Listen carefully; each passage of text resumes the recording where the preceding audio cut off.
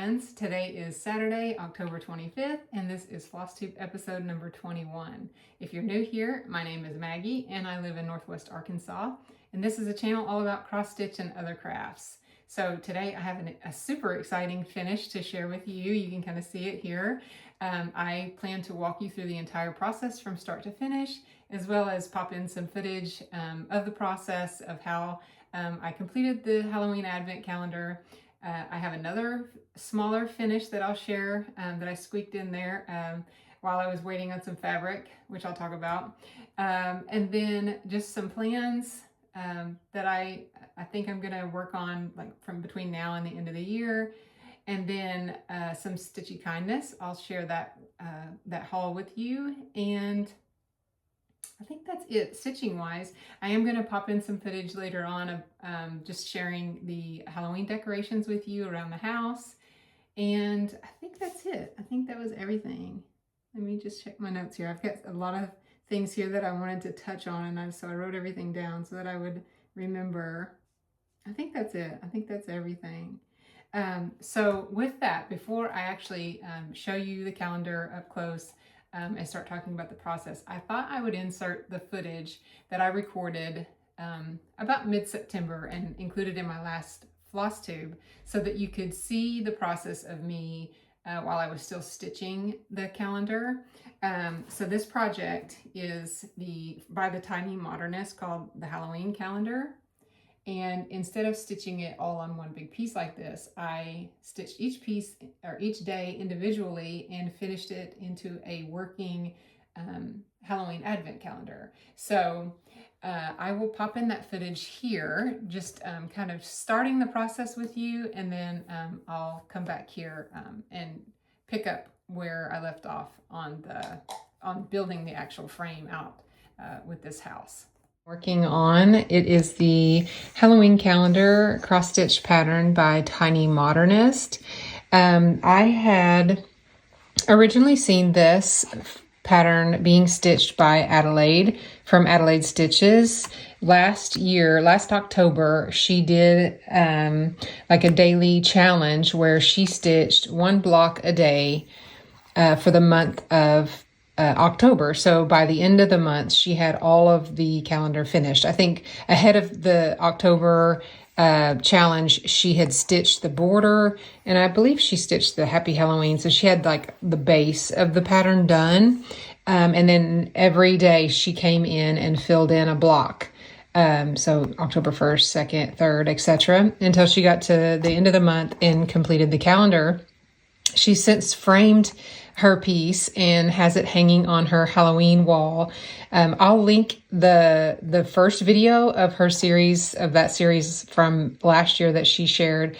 And she's also going to be doing another challenge this year, I think also with another Tiny Modernist pattern for Halloween. So if you're not already following Adelaide, go check her out. She's really fun to watch. So this project for me is inspired by her. And you guys, if you followed for any length of time, you know that I had started this project shortly after last Halloween season. And I didn't get very far.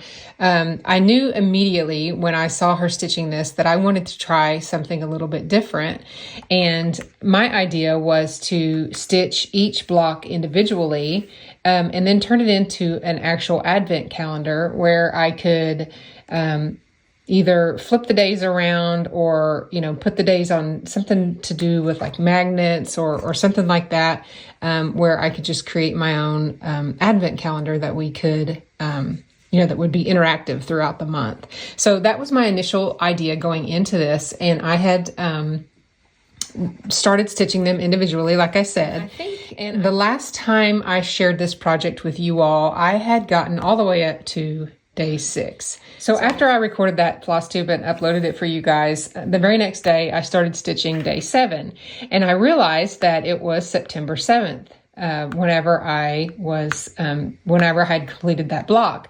And so I again was inspired by Adelaide and thought, I could do something similar that she did and try to stitch one a day throughout the rest of the month of September. And then by October 1st, I would be finished stitching this calendar and would have all of October to finish, fully finish the project. I had started working ahead, and now I've only got 4 more to go. So today is September 25th. And like I said, I've worked ahead and I'm working on day 28. And this is as far as I have gotten on day 28. So it is the little books. If you can see that, it says magic, potions, and spells. So it's just this little stack of books. And this is my progress so far. So I'm stitching this on, I want to say this is Haunted. This is an Ada. I want to say it's 16 count on Haunted. And it's a darker blue than what shows here in the model, but I really like the way the whites pop on here and the colors just look really good. I think it was a good choice in the fabric. So that's where I am today, and I will take you now. I'll take you off the tripod and just show you all of these that I have finished since you've last seen them, and that'll bring you up to speed on where I am with this project. So starting at number 1, this is the Black Cat and the candy corn. This pattern is wonderful as far as the shading on the colors. There's a lot of color changes, but when you finish them, when you finish the blocks, they just come to life. And I really love the pops of orange and green and yellow. So I really have enjoyed stitching these.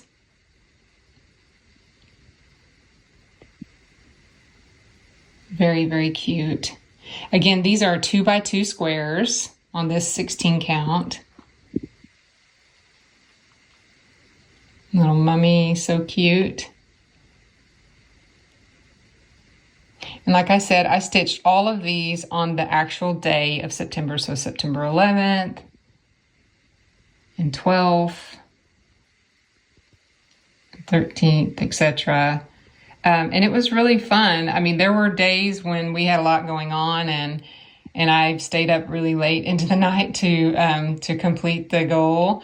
But I did it, and I'm so happy that I did it. When I came to this one, I actually started to stitch. I anticipated this one being tough to finish because it is a full coverage block. And so I think day 12, I started to stitch this one, and I would just stitch, about this many rows each day leading up to the 15th. Until when I got to the actual day of the 15th, all I had to do was fill in the 15 and finish the eyes and a little bit of stitching up at the top, and I had completed that one on the 15th. So that was a lot of stitching. Like I said, it was just over 1,000 stitches.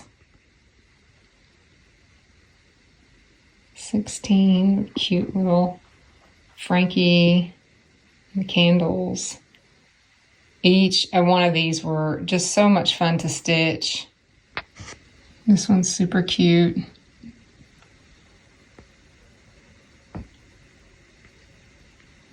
They all just have so many different, just the way she shades, she uses the color changes to make the shading. I just love it.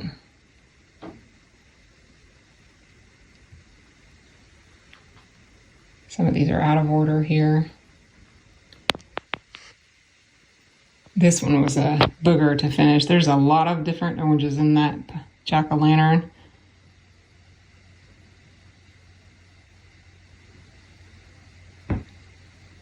And this one is like long stitches. It was really fun to do. I like how that looks 3D with the long stitches. So that is where I'm at today. Like I said, it is the 25th of September. And I just have 4 more to go.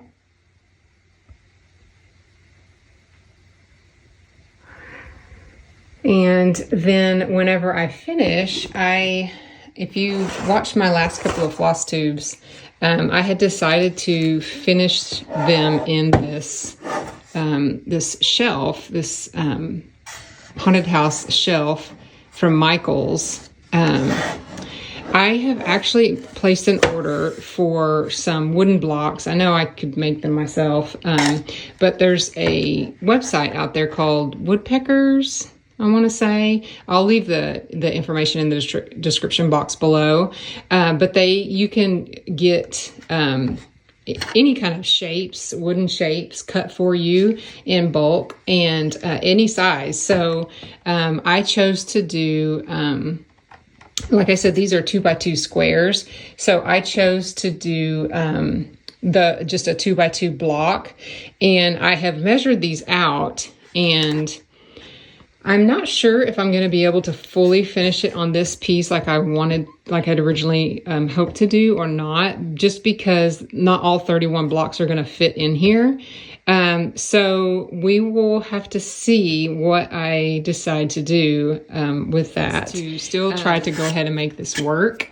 I could put I have some wood that's about this thick that I could paint black, and just create another shelf here to set them on the top, which I may do that. My husband suggested that I come off of the house and make an extension of the house, which that's a really good idea. The only thing that I hesitate about doing that is you can see these window cutouts here, like it's, windows to the outside. So I feel like that would lose some of that effect if I did that.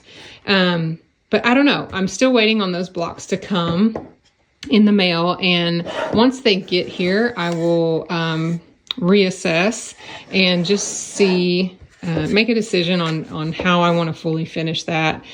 Like I said, if I just want to add another shelf on top and have them stacked there on the top, or create an extension of the house somehow. I don't know. We'll see. So this is the house without the pieces in it. And as you saw in the video, at that point in September, I was still stitching the individual pieces, and I hadn't decided how I was going to expand the house to fit all the pieces on the inside, which was kind of what I had envisioned with this project. So my husband and I, actually my husband, I told him what I wanted, and then he just added this basement, this level onto the house here. So we just took some similar wood and made just the bottom portion, just like this box out of wood with this little divider here to kind of match the top part of the house. Glued everything together and spray painted it black. And now it holds all of the pieces. So I think I will pop in some footage from a reel that I made on Instagram that kind of shows you, it walks you through in video form how we made the box when I finished out that calendar. So I'll pop that in now and come back and have all the pieces put back in it, and we can talk about how I finished the pieces.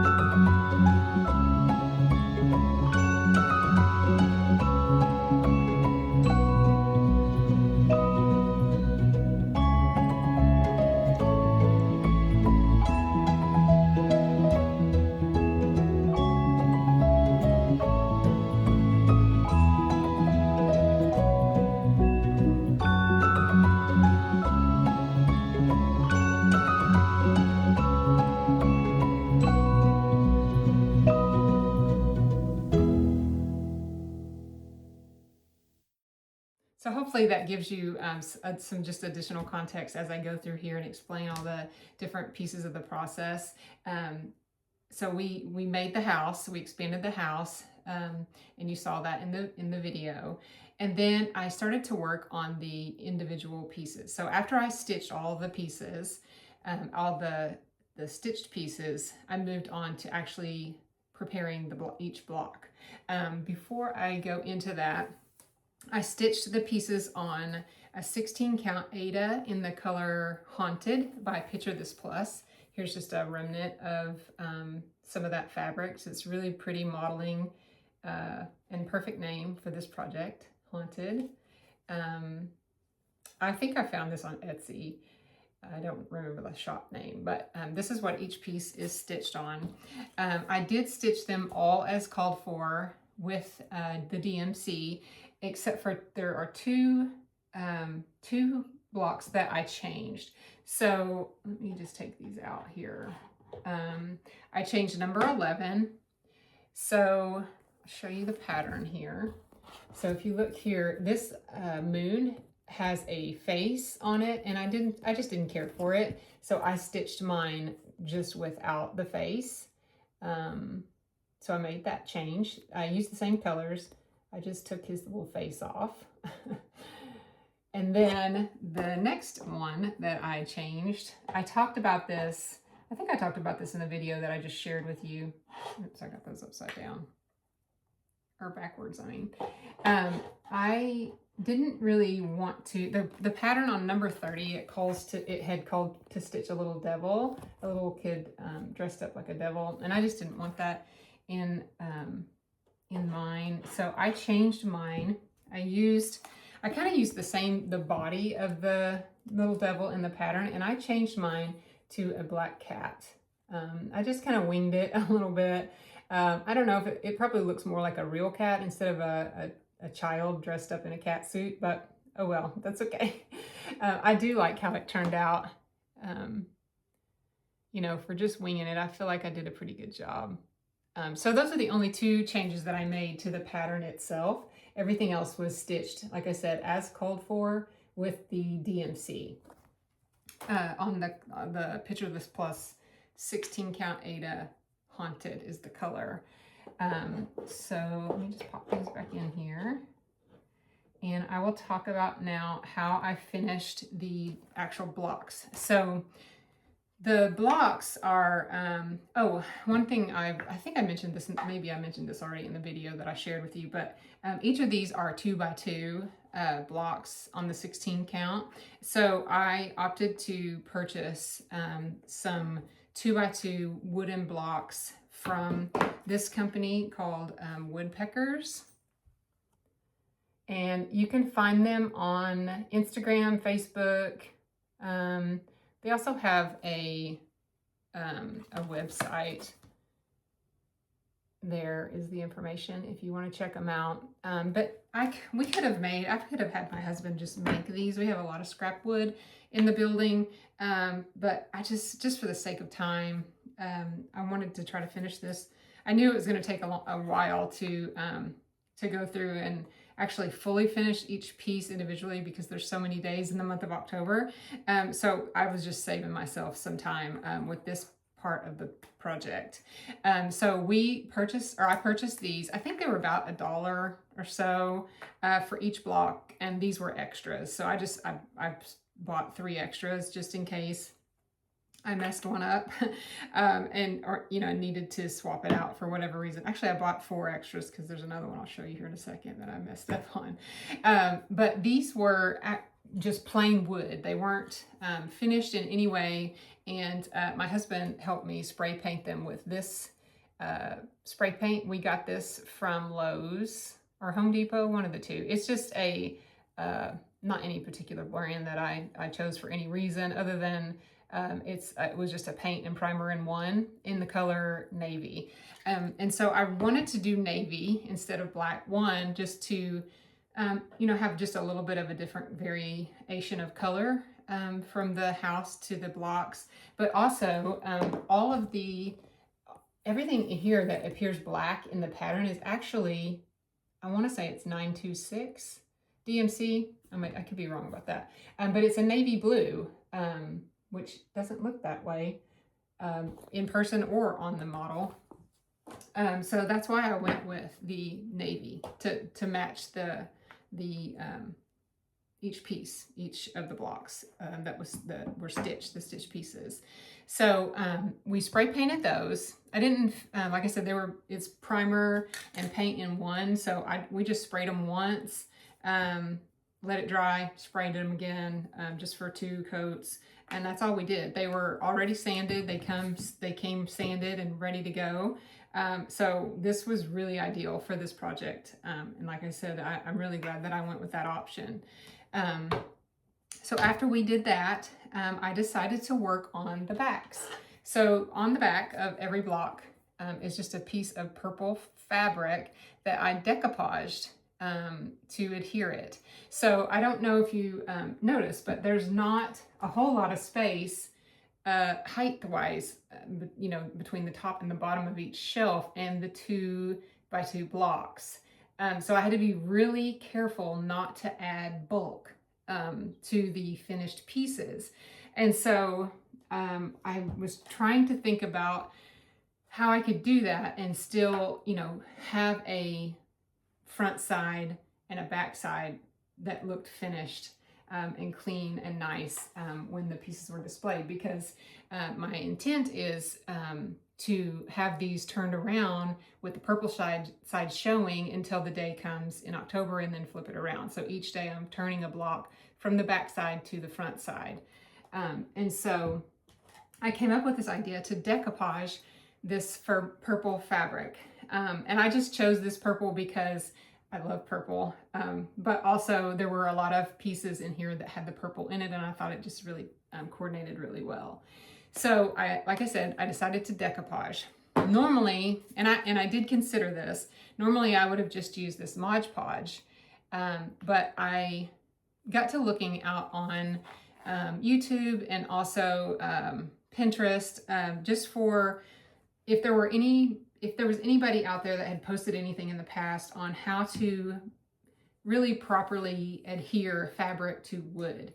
And I came across this blog, and I wish I had written down her name. I don't have it to give her credit, but she actually had she had decoupaged a large strip of fabric on top of a wooden dresser. And she used this stuff right here, this polyacrylic.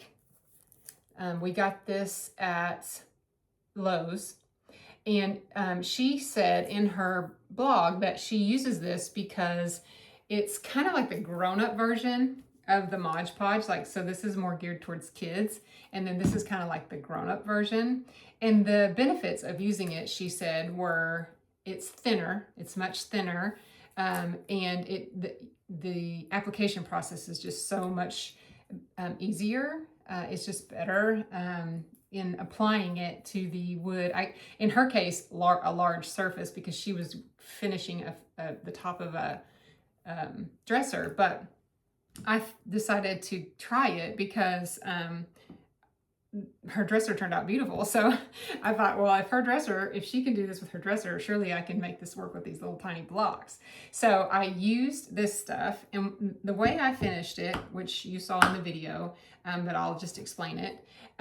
So I just took a paintbrush and covered the block in the polyacrylic. And then I laid the purple fabric. I cut each of the pieces of the fabric just a little bit larger, probably 2.5 by 2.5. I laid it down and just kind of smoothed it out. And then I took I brushed on more of the polyacrylic on the top of it and let that sit overnight and harden. And then the next day I came back with some sandpaper, which is what she recommended in her blog, and just lightly sanded the top. And that took care of any like air bubbles or anything that had risen to the surface overnight while it was drying through the drying process. And then once I did that, I went back over it again with the polyacrylic.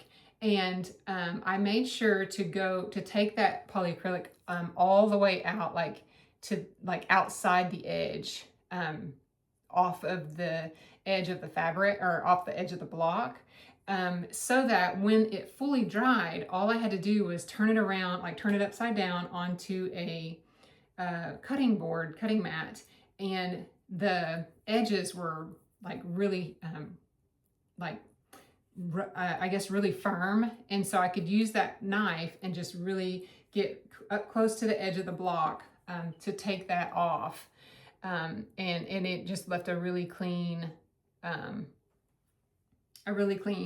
edge around the block. And so then I used the sandpaper and just kind of sanded the edges a little bit to get the fuzz or anything that was left on. And then I added one more coat of poly, just being very careful not to get it on the outside of the block at this time. Just once the edges were gone, I just, painted it on in a really lightly finished there. And that was it. That's how I decided to finish the back sides, and I think they turned out really pretty. This color, I feel like it goes really well with the black house, and also, like I said, with the stitched pieces. So after that process was done, it was time to adhere the fabric pieces to the tops. This is the most nerve-wracking part of the whole process. And if you were following along in my Instagram stories, I was sharing as I went along, and I shared with you I messed up some and ended up having to restitch them, which, that it's okay. I mean, it was, at the time, I was really frustrated because and I'll tell you why. Let me just back up. So the first thing that I tried to do was I decided that I was going to use the polyacrylic again to try to adhere the fabric. Well, as soon as I did that, I felt like I messed it up. This was the 14 that I did. So because whenever you put it on the block and then you put the fabric down, even though I forgot to tell you guys this, I did on the stitched pieces before I started to adhere them to the block, I used this interfacing, just this lightweight interfacing that it's a fusible midweight interfacing.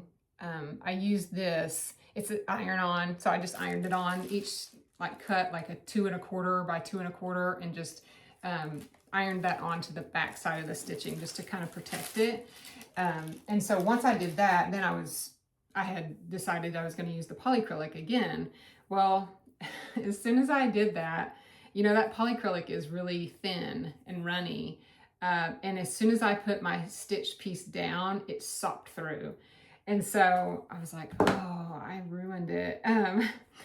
So I was like, well, I'll just cover the whole thing and just see what happens. So I because at that point I was gonna have to restitch that one anyway. So I took the paintbrush and I just literally on the top part of the fabric, the stitched piece, I just brushed that polyacrylic all along the top.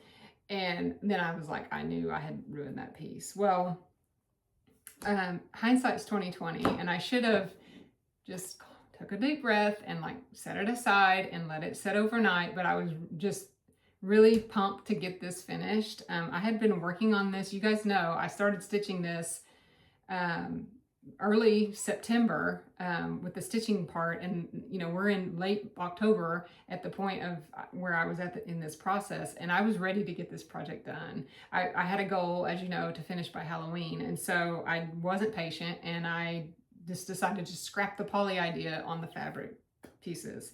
Fast forward, once that poly dried, I think it was fine, but I had already changed gears, and I'll tell you what I actually did instead of this on the other pieces. But had I gone with this, it probably would have worked. So this is actually the piece that the original piece that I added poly to all over the top. Now again, when it was wet, it was super dark, and that's why I felt like I had ruined the piece, because you can see these pieces, they're pretty light. But when I came back a few days later, after I'd already started down a different road, the piece had dried and it wasn't that bad. So going back and looking at it again, I probably could have just finished them all this way. Now, this has polyacrylic and so it's hard. So there's a few pros to this process of doing this, of using this. And honestly, like, I might keep this in mind for like future projects, because if you ever cross stitch something and you're making pieces that a child is going to play with, or that are going to be handled a lot, this poly acrylic is a really good idea, because it seals your stitching and it dries like really like rock hard. So I don't know if you can hear that, but also I was able to cut into my stitches into an exact 2x2 square. So I could have done this to all of them, let it dry, and then glued this. I used E6000 is the method that I actually went with. But I could have glued them to the front sides just like that and not had any overhang whatsoever. And ideally, if I could go back and do it again, I would probably heavily consider this as an option instead of the way I went. So just keep that in mind. It wasn't a total bad idea.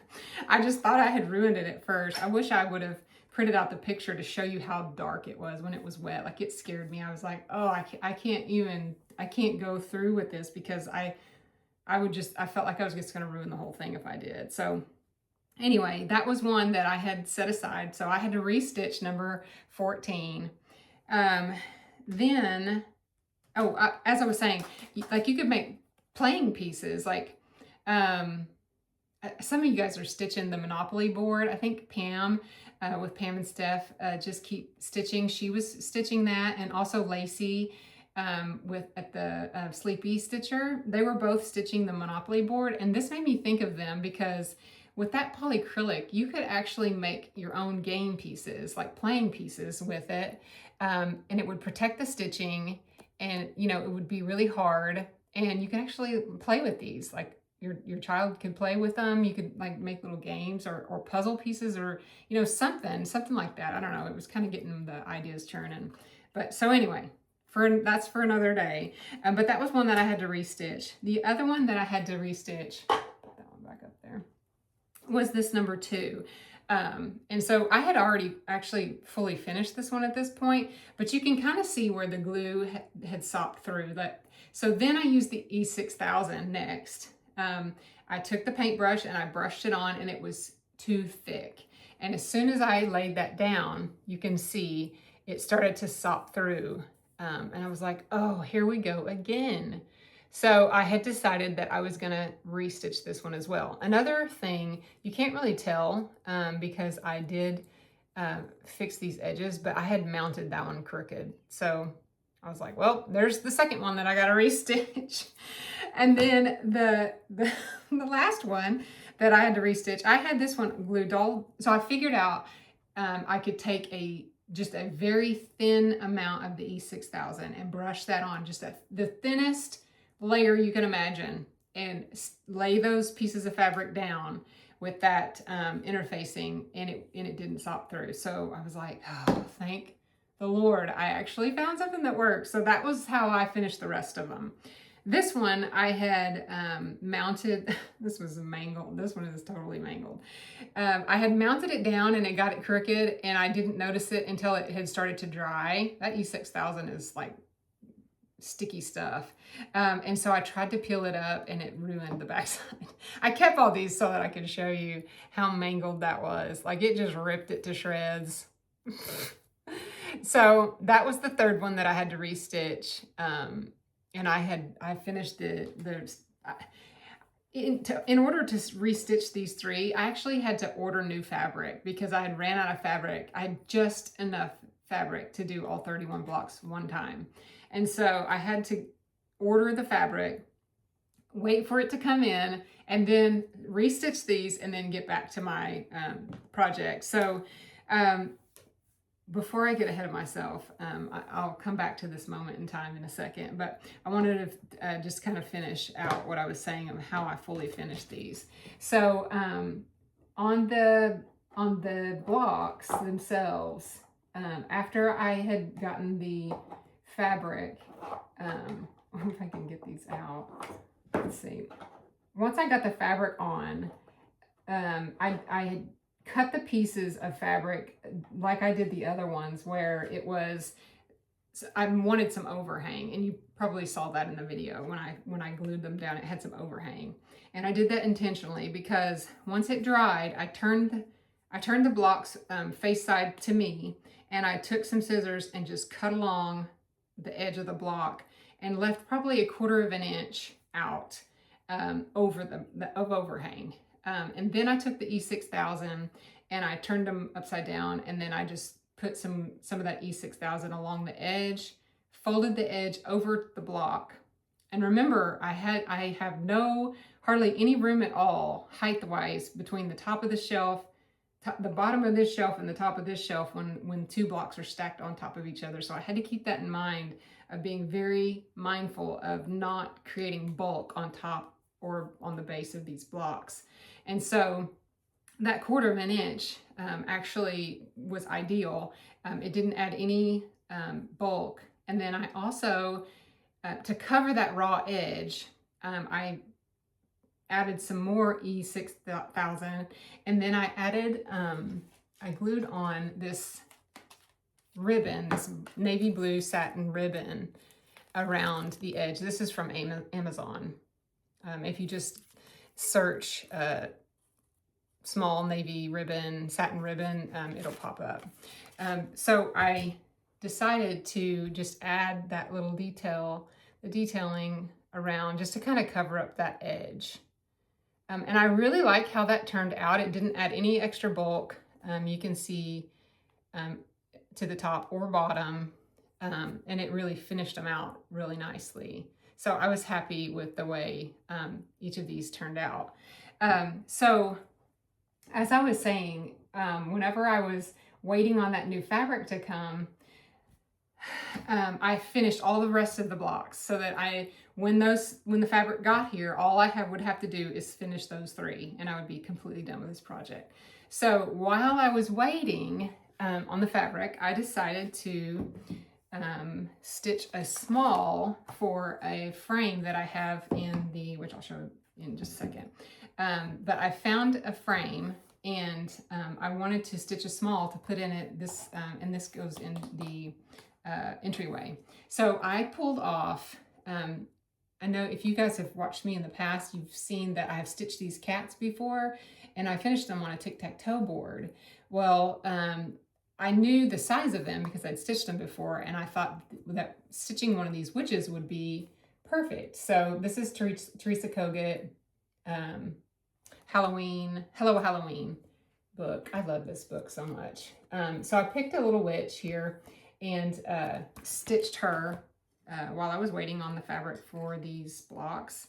And this is how it turned out. So she is stitched not as called for in the pattern, but I just used DMC that I had that looked like the model stitch. So I tried to match it as closely as possible. And I think the only thing I changed was this little strip in her dress. I matched it to the brim of her hat there, and everything else was just from DMC that I had in my stash that looked like the stitched model for this witch in particular. So this frame is from Pottery Barn, and I got this early, probably this summer, early in the Halloween season, before August.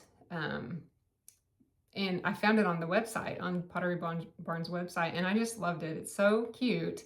It's like this, I don't know if this is ceramic, but it's really heavy. And at first I was going to put one of the kids' pictures in it from when they were little, but then I decided that this looked really cute displayed with all of my Halloween finishes. So that cutie witch, I thought went perfect with it. So I had another fully finish while I was waiting on the fabric. So that was a good, unexpected little finish there. So the fabric came and I finished it. I finished it up a couple of days ago, or last night actually. I fully finished it. And again, I am just so happy with how it turned out. It's super heavy, but I couldn't be more thrilled with how it turned out. I had this vision in my head, and I wanted to give up a couple of times because I struggled with fitting the blocks. I just sort of show you the back here. Fitting the blocks into the, you know, I wanted all of them to fit on the inside of the house. Another thing that I wanted to do too, once I figured out like how the blocks would actually sit there, I wanted to fill out the bottom 3 rows, and then I just put that number 1 there in the attic. And so I think for this side, I'm gonna put these little smalls here that I finished. I talked about these in my last Flosstube, and I'll pop in some footage here of the pattern and just why I wanted to stitch them, and just some more information about these in case you missed it. So I'll put that footage in right here. Is this pattern by the Victoria Sampler called Trick or Treat. And this one I came across and was really drawn to these little trick-or-treaters here. I just love Halloween and trick-or-treating. It reminds me of being a kid, and here on the back here, the designer shares, you know, her take on this sampler of why, you know, the trick-or-treat, her memories from being a child, and why it means so much to her. And it really resonated with me. And I think that's why I loved the pattern all the more. But instead of stitching it all together here, there's a lot of specialty stitches in this. But I decided to just stitch these 2 little trick-or-treat scenes and finish them individually. And here are my finishes. If you have followed recently, you've seen these, I think in my last Flosstube. They're so teeny tiny. They fit in the palm of my hand here. But they are just the cutest things ever. I love them so, so much. So I stitched this on an unknown 32 count Lugana fabric. I may have the details in my last Flosstube that I shared about these. I can't remember offhand what the color of this fabric is called. I apologize. But I stitched these. I basically just looked at the pattern cover from the model, and I kitted up the colors with DMC floss that were similar to what was charted or what was in the picture. So I used all of my own floss that I had on hand, but it was all DMC. So I stitched the patterns exactly as called for, other than the floss. I think I did. I may have changed the colors of these houses as well. Now that I'm looking at it, did I make that change? Oh yes. So this one, you can see this house was brown and I made it gray. And I think these are the same. And I think the reason I did that is because I actually just grabbed the wrong color and stitched it, and I wasn't about to start picking that out. So I just went with the flow and made it work. But I absolutely love these. One other change that I made, I'll point out, I just noticed here on this one, it calls for a little kid dressed as a devil, and I just don't like to stitch devils. So I changed that to a little dinosaur. All 3 of my boys have been a dinosaur at one point in their lives, trick-or-treating, as well as our grandson has had a fondness for dinosaurs. And so I just changed that little devil into a dinosaur and stitched him all green and kind of changed up his little hat to look like a dinosaur. So those are the only changes that I made. I really, really love these. They're just the cutest things ever. I filled them with the walnut shells, the crushed walnut shells, or lizard litter. Some people say that I got it from the pet store. But they're so squishy. I wanted them to feel like, you can kind of hear that. They feel like bean bags, like the toss across bean bags. That was kind of what I was going for when I finished these. The back, I just used some flannel, like fall flannel fabric that I had in my stash. And then I glued I just used fabric glue and glued this teeny tiny rickrack to cover up the seam there. And that's from Hobby Lobby. This fabric, I think, came from Joann's when they were closing, and I picked up a bunch of Halloween fabric before they closed. But yeah, these were so much fun. I definitely want to get some more of her patterns. She has a lot of them out there, not just for Halloween, but also for Christmas. They're just so darling. So see, aren't they perfect here? They fit just so perfectly in the other side of the attic, and I think that's where I will display them, in our entryway or wherever this calendar lives in the future during the Halloween season. Right now it's in our entryway, but I am just thrilled with how this turned out. Please let me know what you think. If you have any questions or anything, let me know. I think I talked about everything that I did for the process. This is the, oh, I didn't say one thing. So after I had put the fabric on, and then I had added the ribbon, you could see like where the outline, like the stitched border and the fabric that I wrapped, there was like this gap of just like fabric, where you could see the fabric. And so I used this fabric, navy blue fabric paint, and just took a small paintbrush and just filled that in. You can't even tell, but wherever that was showing, that like this gray part of the fabric where it was showing between the blue ribbon and the navy blue stitched border, I just painted those in. I just filled those in with the navy paint to just kind of give it a cleaner look, and it really made a difference. I feel like it really, let's see if I can get this closer to you so you can look. See, you can't even tell where I painted it, but you can definitely tell that it's cleaner than it was. I can't hold it up too far right there because of the light, but I just feel like it really made all the difference in the world in cleaning them up and finishing them off. So yeah, I finished it and I met my goal. I am so ready to work on something else. I was telling my friend Emily from Shady Grove Stitcher that I was just beyond finished with this and so ready to stitch something else. And she's got some plans in the works too for the new year, and she's already started some of it. And so I was like getting FOMO really bad, especially with like, if you are on Instagram for any amount of time recently, you'll see that Christmas is just like exploding already. It's not even Halloween yet. And there's reels and things, pictures of people counting down to Christmas and ready to put up their Christmas trees. And I'm sitting over here like powering through this major project for Halloween. And I told her, I was like, if I do anything that's related to Christmas right now, I will not finish this. And I had come so far, too far, to not allow myself the time to finish this season, so that we can have it displayed between now and the time of Halloween this year, and then many Halloween seasons to come, hopefully. But it was super fun. This is probably the most labor-intensive project that I've done to date.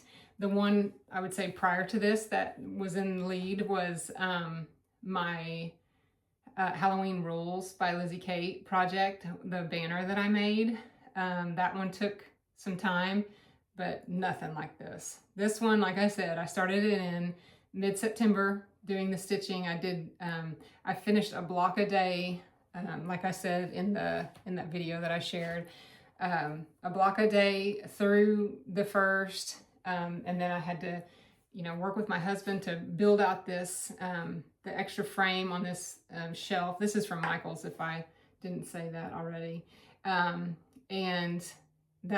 So I fully finished the house part, got it painted, and then I had to finish 31 blocks, and then I messed the 3 up, and it was a lot. It was a huge undertaking, but I couldn't be happier with it. I'm glad that I put in the time. It was worth it. It was really worth it. So with that, I'll just kind of move this to the side so you can look at it as I talk. But I will go into plans, and also, well, actually, before I do that, let me pop in the footage right now of just some of our Halloween decor so that you can see this where I have it in the entryway. And then also I'll share with you our fall trees, Halloween trees that we have, and just some decorations that we have around the house. So I'll pop that footage in right here.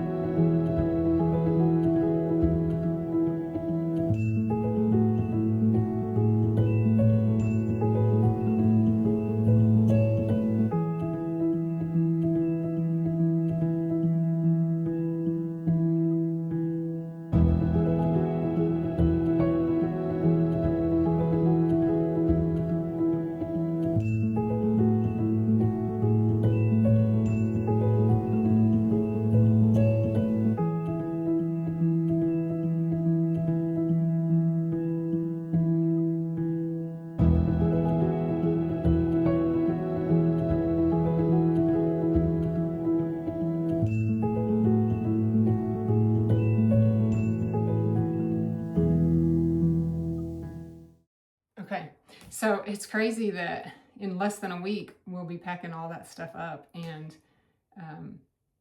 start pulling Christmas out. Usually I like to start decorating early. I like to put Halloween away like November 1st, or, you know, around as close to the first week of November as possible. And then, or the first day of November as possible. And then I will just kind of let my house rest for a little bit and really deep clean, dust everything, and then start bringing in the Christmas tubs and putting things out. And I like to take my time because I do enjoy the decorating process. But yeah, it's crazy to me that that's less than a week away. It doesn't even seem possible. But yeah, I'm kind of sad because I really love the fall. I love Christmas too, but I really love the fall season. So anyway, with that said, I will move right into my plans. And also, I got some Stitchy kindness, you guys. I'll talk about that now. So this was a total surprise. I checked the mail the other day, and this came all the way from the UK, from my friends, Kayla and Loran. This is a postcard or a card that that they sent. And she said that's where they live, or, you know, that's not their home, obviously, but that's in the town that they live in. So beautiful. And then Loran, so it's a mother-daughter duo. They are stitching with my little Lee here on Flosstube, YouTube.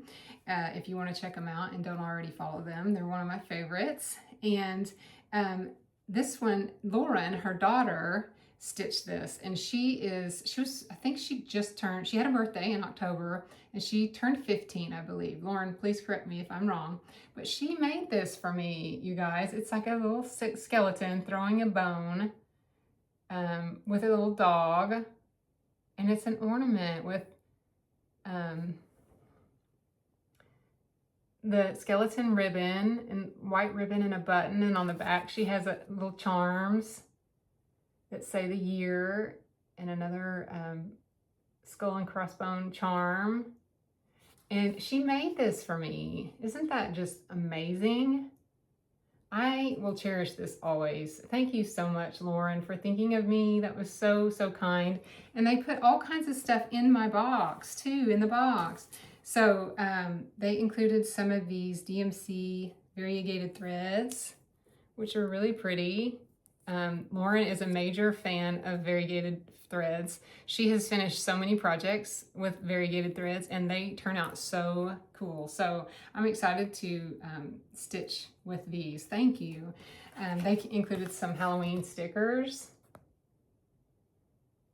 And those are so cute and fun. And then this little tin, this little cake tin. I could put some needles or other little tiny notions. Very cute. And they included some fabric. So 2 pieces of fabric, a Halloween piece here, which I absolutely love. Is that upside down? Yes. Isn't that pretty? That would make a really pretty project bag, which, by the way, I'm really starting to get an itch of making some bags for myself. So I might actually make a bag with this. Very, very pretty. And then the other piece of fabric that they included was this one. And they don't even know this about me, but when I was little, my mom really liked Paddington Bear. And so I just kind of have a fondness for Paddington Bear, and that's upside down again. But look at this, look at how cute this is. I'm definitely gonna make some kind of bag out of this fabric.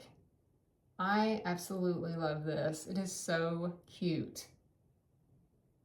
So, so cute. And they didn't even know that I have a fondness for Paddington Bear when they included that in there. It was so thoughtful. And a gift card to 123 Stitch. So I was just blown away. That was just such an exciting gift. Thank you so much. Like I said, if you guys are not following them, go check them out. They have lots of projects that they're working on. They've finished a lot of stuff lately, and it's just a joy. It's just a joy to watch them. I never miss a video. So happy belated birthday, Loran. And I can't say thank you enough. I really, really appreciate the thought, and I'm so excited to display this ornament. Thank you for thinking of me. That was so, so sweet. The next thing that I'll show you before I go into plans and finish off the video. So recently, my husband and I picked out our costumes for Halloween, and I thought I would share, since it's kind of a Halloween episode, I thought I would share some pictures of them. So every year our church does a fall fest where the grown-ups dress up, and they have all the little kids kind of trick-or-treat stations around, and you have your own booths. And normally what we do is we run the cotton candy booth. So we make the cotton candy, and then we hand out bags of cotton candy all night long. Well, this year they had decided not to do the cotton candy, and so we were going to do just a game. Like, they have like those little fishing games, you know, you're like, you throw a little toy fishing pole into like a pool of like little baby ducks or something, and you pick a duck, you catch a duck, or hook a duck, I guess, and then the bottom of the duck has a sticker, like 1, 2, or 3, and then you get to pick, you know, pick however many pieces of candy that's on the number of the duck, or, you know, stuff like that. Fun stuff for the kids. But unfortunately, so that was supposed to be tonight, and it got canceled because, like I said, it's pouring down rain today.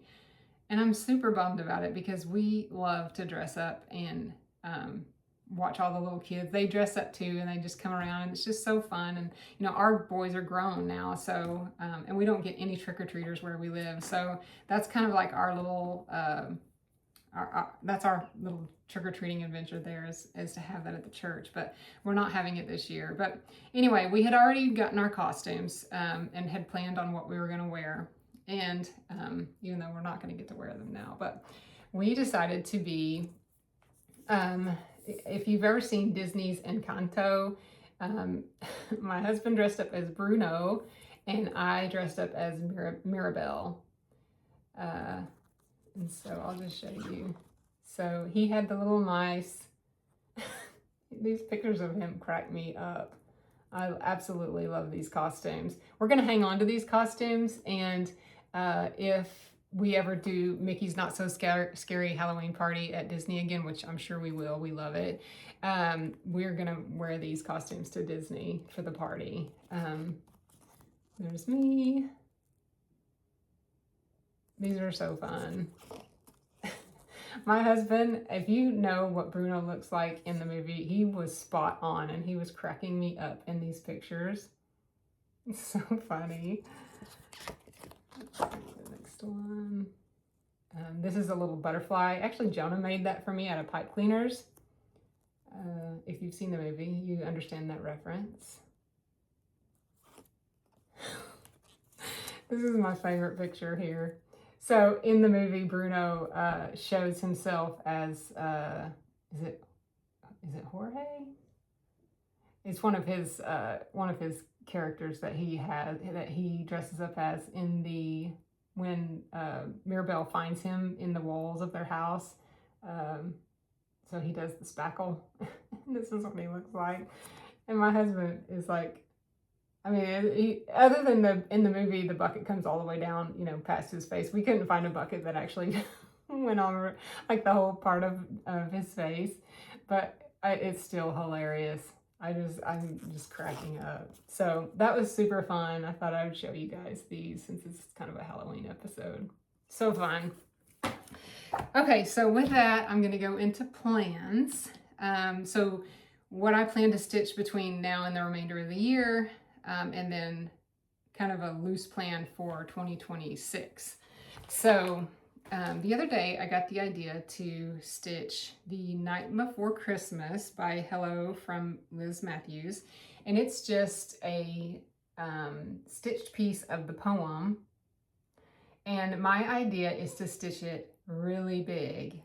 I've ordered some 6-count Aida. You heard that right, 6-count. And I'm going to probably have to stitch it with a full skein of floss, like 6 strands.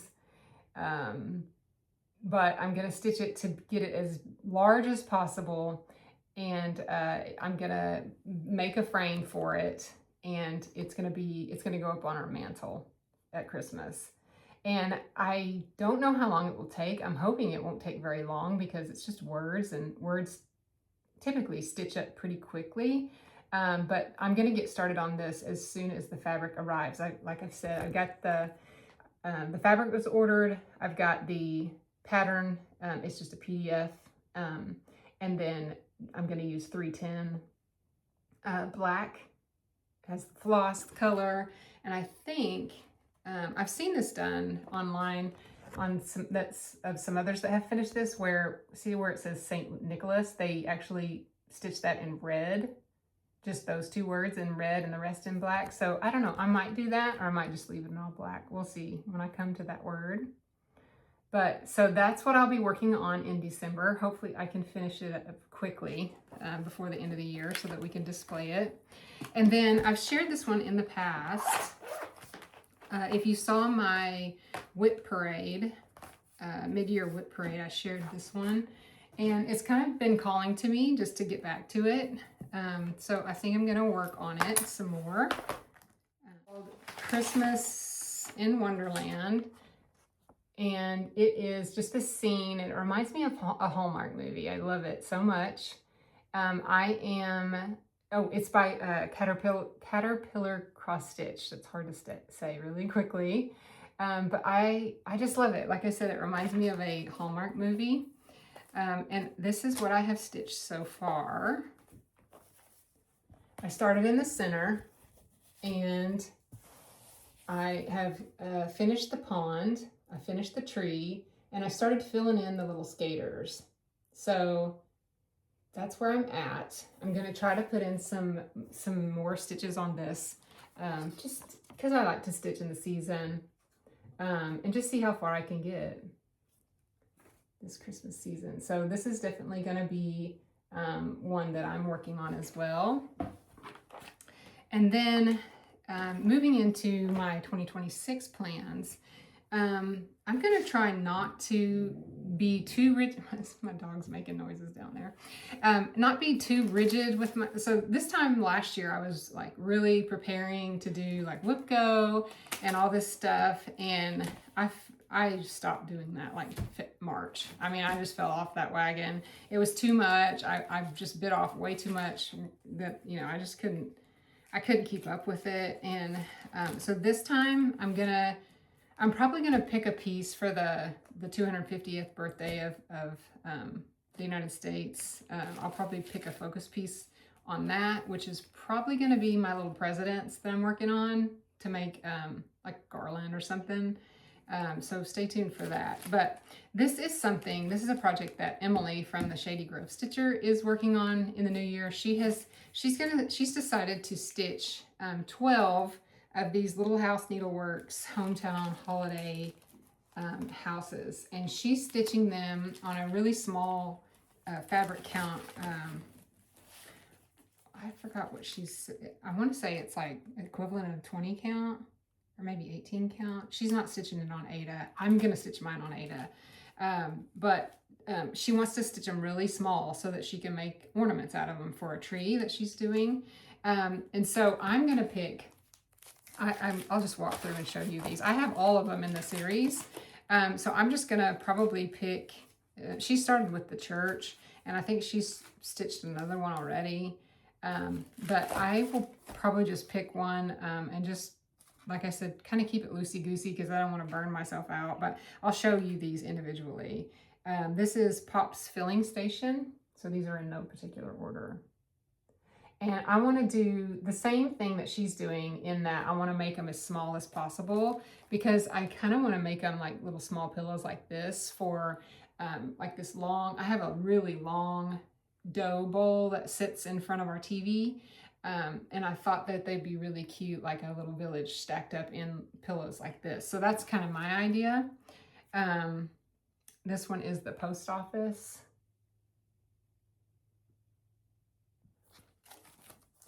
This one is the grocery store. I probably won't stitch them all. I'll just pick my favorites, enough to fill that bowl, and then I'll stop. This is the music store.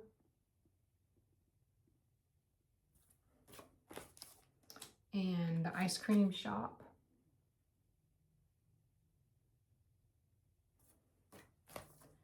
And this one is Birdhouse.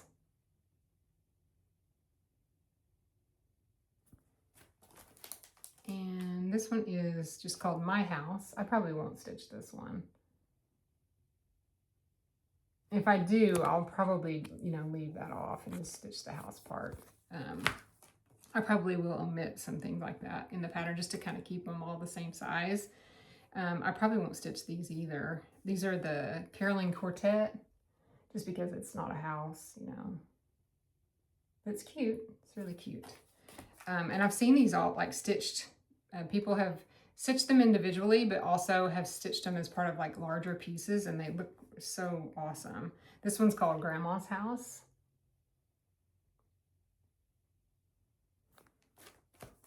This one is the Coffee Shop.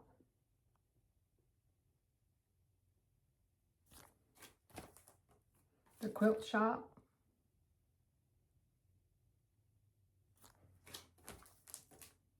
This one is the Clockmaker.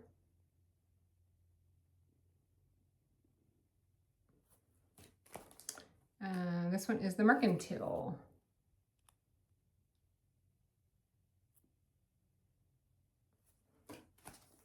And Needlework Shop.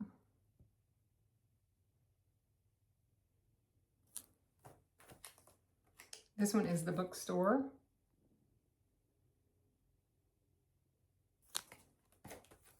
This one is the Diner.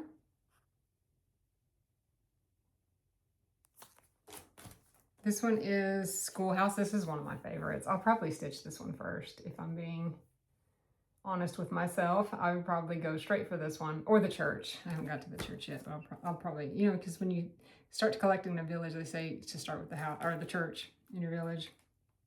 This one is the Pet Store.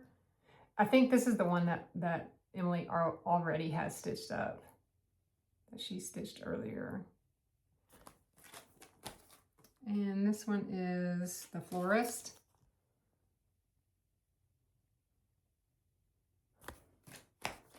This one is Firehouse. I like this one too a lot.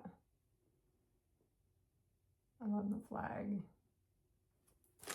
This one is the Church. This is the one that Emily has started. She showed it in her most recent Flosstube that just came out this morning, actually. This one is the Toy Store. Love this one.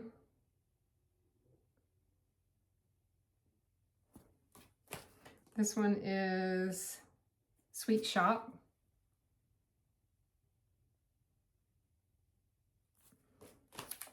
This one is Main Street Station. Love this one.